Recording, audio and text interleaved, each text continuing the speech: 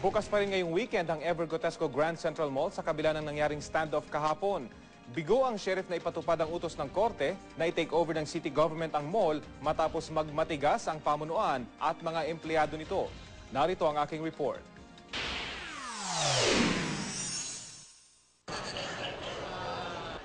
Kasamang mahigit 1,000 volunteer, nagpumilit pumasok si Caloocan Sheriff Narciso Ramos sa loob ng Evergotesco Mall.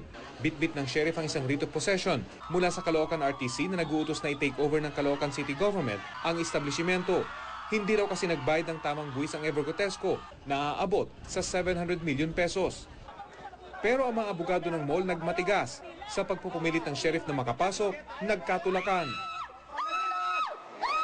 Giit ng mga abogado ng Evergotesco, illegal ang writ of possession na hawak ng sheriff ng Caloocan. Mayroon daw kasing naunang writ of preliminary injunction na ipinalabas ng Manila RTC noon pang December 24, 2008 na nagsasabing hindi pwedeng ipasara ang mall.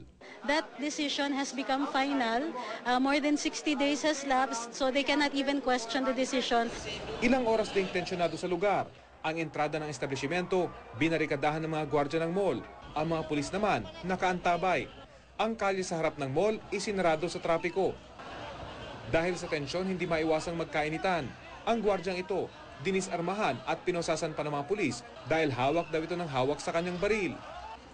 Inabot ng gabi ang negosasyon sa pagitan ng sheriff at mga abogado ng mall.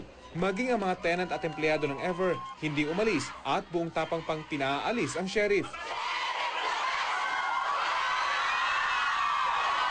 Bago mag-alas 8 ng gabi, sumuko na rin ang sheriff ng Caloocan at umalis. Sabay-sabing ire-report na lang sa judge na naglabas ng writ of possession na hindi niya naipatupad ang kautusan.